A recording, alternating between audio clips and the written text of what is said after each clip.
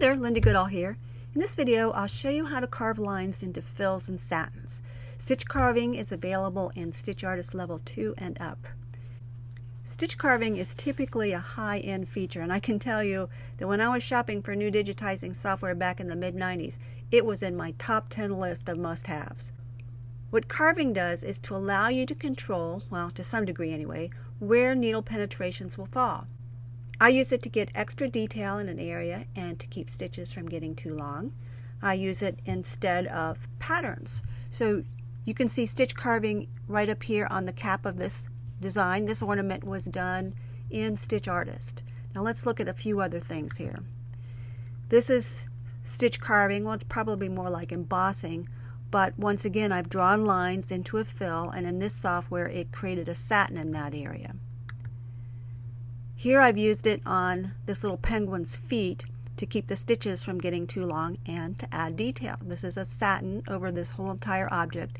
These lines are carved in. Now compare that with a pattern fill.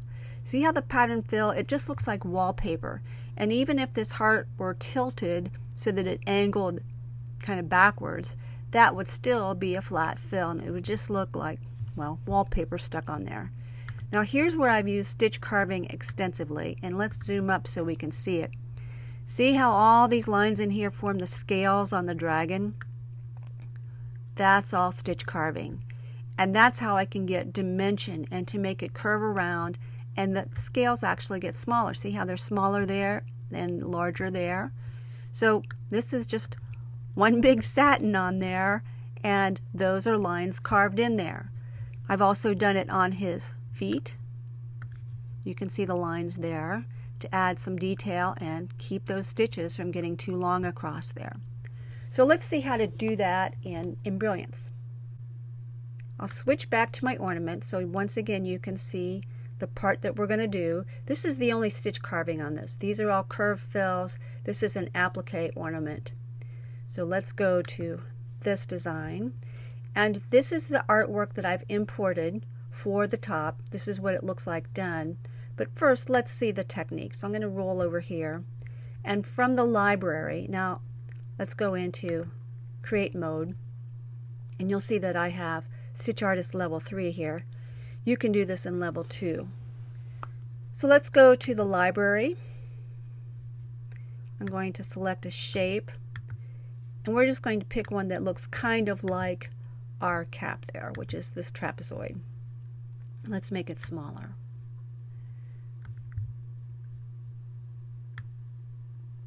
And I'm going to apply a fill to that. And the fill is currently running vertically. We want it to run horizontally, so we'll need to change the stitch angle on that. And it's a fill, and the pattern is set to none. But notice these patterns that we have in here, and that's because I have a stitch length of 3.5 millimeters. So if I change that, you can just see what happens. I'm getting carving lines, but they're not very even. So what Brilliance does is it will control the stitch length so you don't get stitches that are too long, but you can't control the number of segments. So I couldn't say, I want this to be 3 segments, not 2 up here and 3 down here. If I had a regular square, it would make it even. But we have sort of an interesting shape here, and we want to keep it that way. So let's see how we might control those a little bit more. So with my object selected, I'm going to click on this tool, which is the Add Carving Line to a Satin or Fill. Now this kind of looks like a satin, and I actually applied a fill, you can see right there. And the reason it looks more like a satin is because I've set my pattern to none rather than to Tommy. So let me just clear that up right there. So we'll click on that tool, and notice that this tool is now highlighted, the Draw with Points. And this is how we're going to draw our carving lines. And this is sort of a clicky tool. So you're just going to click along there, and you can right click to take it off. And if I kind of shape it a bit, then we can see how we have a penetration line right there. Now let's do another one. So my object is still selected. Click on the tool and draw a line. And we'll just make this one really weird just to see what happens. and oops. And now we have those kind of lines. So see how we have this curvy line that we drew and this one that has sort of an angle right there? We still have these in here, and that's because it's making sure that I don't make my stitches too long. So it's keeping those in there. So we could add another line in there, or if we knew that this was going to be safe enough to have longer, we could bump it up there to something around 8 millimeters. I wouldn't go much longer than that because they're likely to get caught on things. So that's how we've done it on a shape. Let's see how to do it on our imported artwork.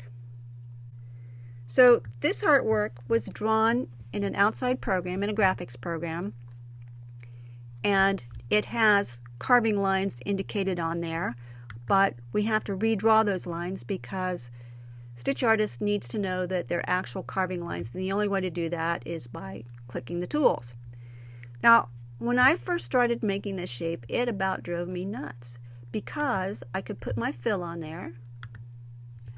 There's my fill. Let's take it down to a more realistic stitch length. We'll do 5. And let's put that split in the middle.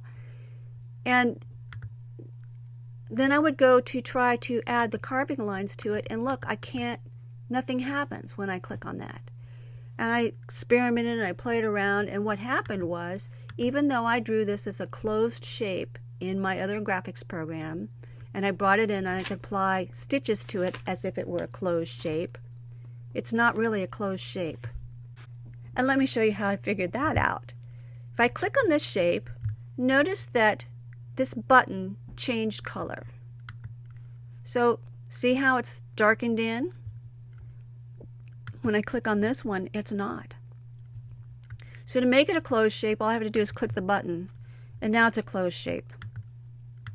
And now when I click on the tool, the carving tool, I can draw my lines. So I'll just use those lines as a guideline to trace over. Right click, click it again, right click. If I want to put one in the middle like the original artwork had, I'll just do it one more time.